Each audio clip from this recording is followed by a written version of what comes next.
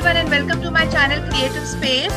We have a very special guest with us all the way from Canada. So thank you Natalie for being here with me and creating awareness on this very important topic. I welcome you wholeheartedly. Thank you for having me. I'm very happy to be here. Yes. Natalie, please give a brief introduction about yourself. Okay, first of all, I'm a counselor and coach, and I'm here because I'm a non-binary individual and I'm part of the queer community. I live in Canada. I'm originally German Croatian, and I lived in Spain before I moved here. So here in Canada, I work as a trauma counselor and trauma recovery coach. So I work mainly with people who have experienced trauma. However, since I am non-binary, a lot of queer folks are working with me because I just have more awareness around these topics. And on the other hand, I work with organizations in the context of diversity inclusion. So I coach leaders in organizations. That's amazing. And it takes a lot to do that. So thank you for being a part of my channel. Now, Natalie, my very basic question that people get confused about would be between communities, between LGBT communities, what exactly is transgender, man and woman, and awareness on certain differentiation. If you can explain that in brief. Yes, and please ask me questions if I'm not clear enough. So first of all, we need to say the LGBTQ community is incredibly diverse. And so it is one community, but it includes a lot of different identities and experience. So the term LGBTQ stands for lesbian, gay, bisexual, transgender, and queer. But this acronym is really a starting point. So it may vary from country to country. In Canada, we are currently using 2S LGBTQI plus community to acknowledge the presence of two-spirit people. And this is the term from Indigenous cultures who came before settlers came here. And the I stands for intersex individual, and the plus symbolizes all the inclusion of other identities, such as pansexual people, non-binary people, and other gender diverse identities. So to understand the concepts a bit better, so we need to understand that the key differences. So there's sex, there's gender identity, there's gender expression, and there's sexual attraction. So gender identity is how someone personally defines their gender. So it's internal and it doesn't necessarily correlate with the biological sex. So gender identity can include men, women, non-binary people, and other gender diverse terms.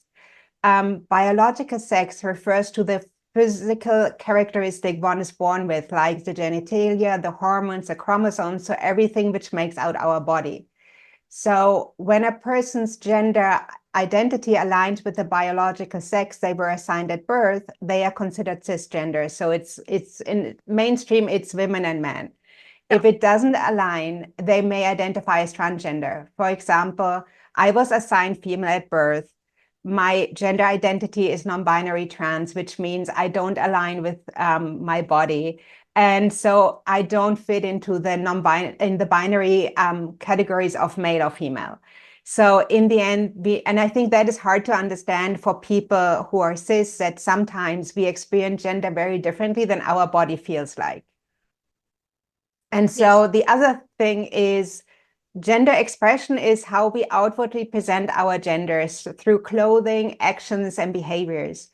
And I need to say, for me and my own identity, it's difficult because I have a female body. It's hard to find clothes to express my gender, and often it fails because people make assumptions. So, so gender expression in the end, I think it really depends on the individual on how they want to present their gender. And for me, I've given up on that. I just wear clothes and I'm happy with. Yeah. And so this is the gender part, which is its own complexity. The other part is sexual or romantic attraction, which refers to who we are attracted to. And so sexual attraction is more complicated for gender diverse people because since gender doesn't make sense, it's also more complicated to sort out what is a sexual attraction sometimes. So, for example, a man attracted to another man is usually identifies as gay, and a woman who's attracted to men usually identifies as straight. So other terms are bisexual if people are like if a man is attracted to a man and a woman, or the other way around. But then currently we also have terms like pansexual, which means attracted to any gender. So this is really, it is very different, but it talks about who are we attracted to. Does Okay. this make Okay. sense? Yes, it does. It does. And it was very clear for a layman to Okay. understand. So thank you, Natalie. Okay. Okay. So what pronoun should anybody be giving to an LGBTQ person respectfully if somebody is not sure? So how can we address people? Okay, so pronouns is an important way for people to express their gender identity. So for example, I use they, them pronouns to indicate that I'm non-binary and to communicate that I don't identify as a woman. So honestly, the most respectful approach is simply to ask the individual what pronouns they use rather than making assumption based on appearance or other factors. Like, for example, a trans woman may use she, her pronouns, but people make the assumption that she is non-binary, so they start using they, them pronouns without asking, and it can be really hurtful and invalidating. And so for me, asking about pronouns is something very natural, and it just shows respect and allows for more inclusive and considerate communications. All right. So for everybody out there, kindly ask them and then you can address people. Yeah. Yes. Okay. So now we hear about the Pride Parade. We see Pride Parade. We support, everybody supports, I think, Pride Parade nowadays. So has it really made a difference, a positive impact in the community? What do you have to say about Pride and uh, how do you want to address it? Okay, so first of all, it is a big question because pride exists in many different countries, and my primary experience is in Calgary. So I only see a really, really tiny part of it. And I think pride has really played a significant role to advocate for queer inclusion, to increase visibility and fostering acceptance for the LGBTQ community. So it has created a space for celebration and solidarity. And in the early days, it was very much about protesting and advocating for social change. And it also helps brings attention to the struggle queer folks face. So the times I attended Pride was a fantastic feeling of belonging and also very validating for my identity, just to see that I'm not alone, because I'm very often in spaces where I'm the only non-binary person. So I would say in general, Pride is a symbol of overcoming discrimination and advocating for rights. The other side of pride is, and this comes from the North American context for me, I would say pride has become very commercialized and its primary focus is on celebration. And so non-queer people attend pride, but don't do anything to create more inclusive spaces outside of it. So additionally, because it's so much focusing on celebration, it often distracts on the ongoing challenges from marginalized groups within the queer community, like such here in Calgary. BIPOC queer folks face double discrimination. Queer folks with disabilities also have accessibility issues. And there is a difference between like transgender and gender diverse folks aren't fully integrated in the queer community. So the primarily focus on celebrating often kind of minimizes the challenges marginalized communities within the queer communities are facing. So this is a bit the criticism I have around it. So I think pride is very helpful and useful. I would hope that we do more work to also look at ourselves on how can we create more inclusive spaces and acknowledge the diversity in our communities. I would say as long as there is oppression, there is a need for differentiation. For example, queer folks face a higher risk for suicide due to the oppression we endure. While we can learn to live with it and thrive despite of it, the LGBTQ community on itself can't change the oppression we experience in mainstream society. So our life experiences are fundamentally different. So for example, workplaces must actively foster more inclusive environments and address unconscious bias, because right now many non-binary people struggle to find employment when they list their pronouns on resumes. So I've noticed that if I'm part of the dominant group, I often become the token trans person. So I'm tolerated and people appreciate me until I just say something and I ask for more respect, and then I start being excluded. So in this way, I think pride is necessary, pride is useful. I just would hope that we sometimes dig a bit deeper to create more respectful spaces. Okay. Understood. Thank you for being so honest and unfiltered about it. Because this is I mean, really helping the community should be the main part, and addressing the actual targeted problems should be the main concern and the main part. Also, Natalie, I always had this question in my mind. Uh, is it is it better to have something like pride? Because for me, I am a completely non-judgmental person. Okay, I have had friends from the community, and for me, they're human. For me, Mhm. I don't I don't differentiate. It's just human.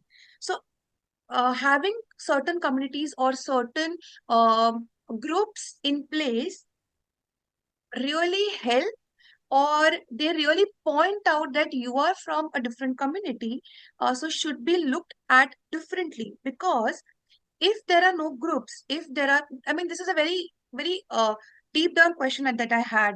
Because for me, I do not differentiate between human basically. But does it really help at the ground level to have certain groups like this? Um, yes, okay. First of all, be aware that not everybody is like you. Like I experience people who don't talk to me. When I came out as non-binary, I lost all of my friends because I didn't want to hang out with a non-binary person. And if I go in meetings, I've heard people say to me that they want to see me dead. What? So yes, so it is like there is a lot of hatred and hostility against my identity and other identities. And so I would hope that more people are like you and also are curious and are doing the work to do this type of work. But unfortunately, we don't live in this world. Like, I don't know whether you noticed, but over the last 2 to 3 years in the States, there has been extreme anti-trans laws, which makes trans experiences really complicated.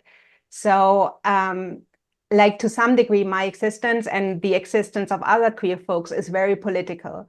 And if there is a different political party, we suddenly, our rights are getting less and less and less. So there has been a lot of progress, there has been a lot of change. And yes, there are more people that are curious and more open.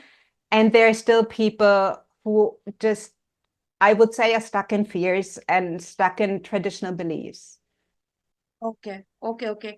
I hope this podcast helps at least some people be more respectful and more open about this. I do really Mhm, wish that. mhm, Okay, now we spoke about workplaces, Natalie. At some places, there are people have been considered enough to have a separate washroom in offices. mhm. This is a very ground level thing that should be. So, what are your views about it? Should there be a separate washrooms, or how do you look at this thing? Okay, if you're referring to gender neutral washrooms, I fully support them. I feel safe if I use them. Like, just be aware, I know I pass as a woman. So it generally for me safe to use a women's washroom because people assume I'm a woman. But still it feels awkward because deep inside I'm aware, okay, if they would know, I don't know how they would respond. So if I have a choice, I use the gender neutral washroom. So we be aware that trans people, like especially those who are not passing, they really face a lot of hostility just when they want to use the washroom assigned to their gender. And in some areas, they are even banned to do so. So a trans woman needs to go into a man's washroom just because they were assigned male at birth. So, and then they face really a lot of hostility, which I would assume just come from fear-based information and misconception about trans people. And so it can be really emotionally exhausting to live in a world where something as basic as going to a washroom can really expose somebody to harassment or violence. So I would say that having separate gender neutral washroom can increase the safety and comfort for trans and gender diverse folks, and also giving them a space free of fear and judgment. All right, understood, understood. So people out there, please take this into consideration if somebody from the corporate is watching this. Yeah. So now my next question would be, are there any advantages globally that people are not aware about, and in terms of rules or going at certain places that you think that people can avail from the community? Is there anything like that, Natalie? Yes. Okay. First of all, I think it is really important if somebody identifies as queer that they check the specific rules and laws in each country, as they can really widely vary when it comes to queer rights. So while some places have made significant strides towards equality, there are still some countries that criminalize same-sex relationships or forms of gender expression. So this can create a serious risk for queer folks in these regions. So while I cannot specifically talk for every country, like resources like Human Rights Watch and queer specific travel guides can really give valuable information about both protections and risk in different parts of the world. For example, like here in Canada, some people who live in countries where they are persecuted for being queer, they come as a refugee for Canada so that they have protection around their sexual orientation and their gender identity. So it can really be useful to educate oneself and explore one's options. And I know that migration is not always an option for people, but it's really like finding out where is it safe to go, where are places that are open, and maybe where are places that maybe it's better to avoid. All right, all right. Thank you for shedding light on that.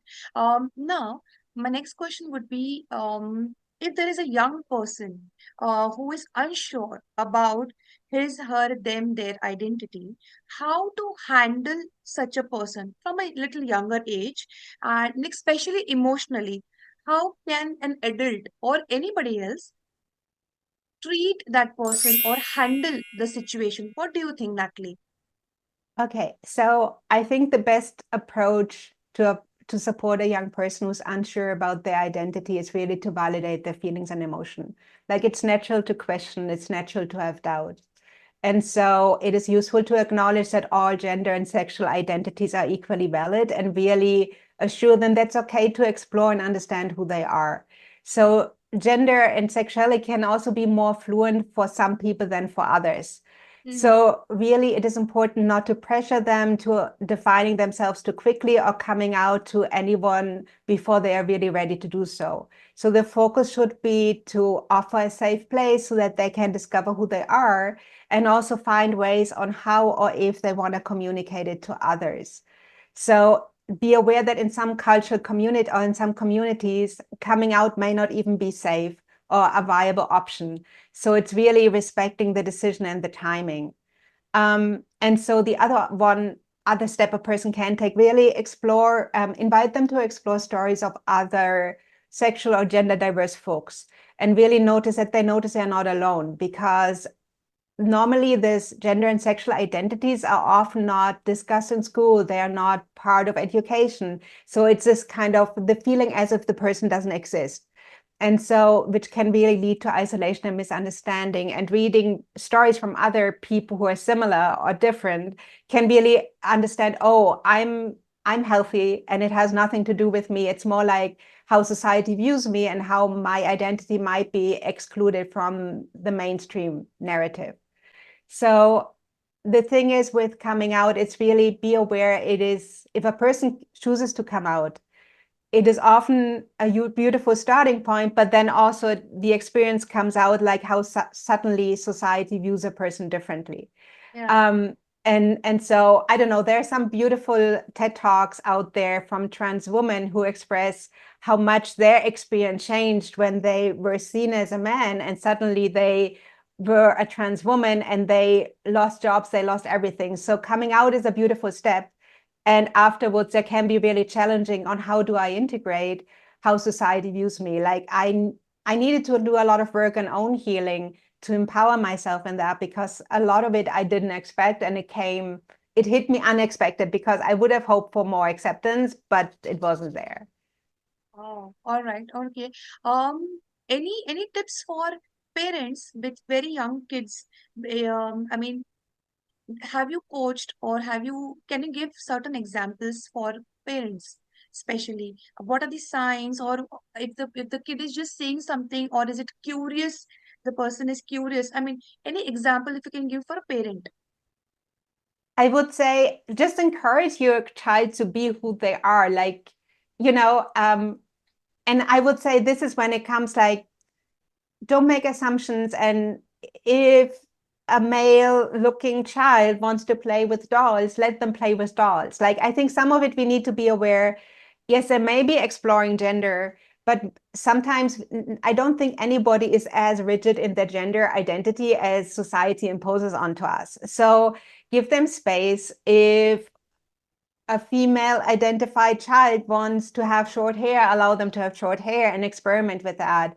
And if they start to question, maybe just educate them. Hey, be aware there's more than woman and man identities. Like give them education. Like this trait, sexual orientation is not the only sexual orientation that exists. So if you just play with them, give them options, and allow them to be themselves. And then depending on the countries you're in, you can really also see for community support that really helps you to support your child in that. Yeah. And any misconceptions that you think people still have about the community, Natalie? Um, there are. Here's some of them that came to my mind. There are probably more. First Yeah. of all, there's often the idea that being LGBTQ is just a phase. And so it is something people will grow out of. And this really stems from the misconception that queerness is temporary and an experimental state rather than a valid and stable identity. And so research and personal experiences really show that LGBTQ identities are as legitimate and enduring as being straight or cisgender. So people who identify as queer do so because it is their true selves and it's not a result of confusion or a temporary phase. The other misconception that exists as being LGBTQ is a choice. In reality, like sexual orientation and gender identity is not a choice, but a really inherent aspect of who we are as a human being. And so for many LGBTQ individuals, their identity has been a core part of them long before they had the language or social acceptance to express it. Like I have always been this way. I just, when I was younger, I didn't have a label to put onto it. So I expressed to people how I experience gender in many words, but I didn't Um, use the label. So, but I've always been this way.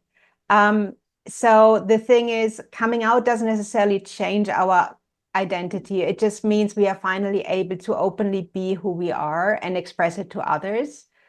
And so if the idea that being queer is a choice undermines our authentic expression and struggles we are facing as queer people.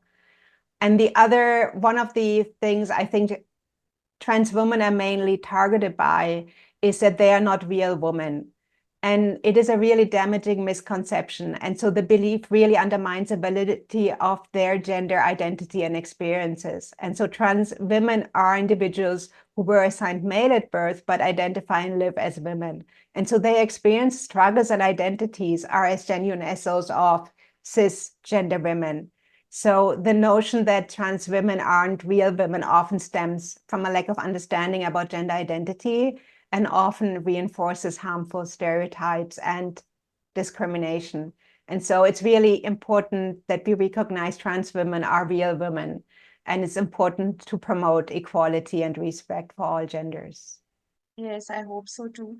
Natalie, we are at the end of our segment. Anything I must have missed asking you, and nobody has asked you this question, but it is a ground reality that you would like to create awareness on. Anything else, Natalie? Yes, like I would just invite people. In the end, inclusion is an ongoing process and it really requires continuous growth and learning. Like I'm part of the queer community and I continuously ask myself, like, how many genders do I see? Like, do I miss some genders? How can I expand my view on gender and sexuality? I also ask myself, but what are maybe unconscious biases I do recognize within myself and how can I change them? Because we are all shaped by the systems we live in. And so it is really like challenging myself, challenging what I believe in, like, and asking myself, how can I become more inclusive and more respectful for all the different things that are out there?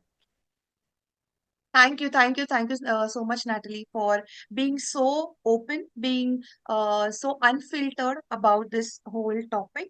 And I respect you coming on my channel and being there and supporting my channel this way. So thank you once again, Natalie. Thank you very much for having me. Thank you.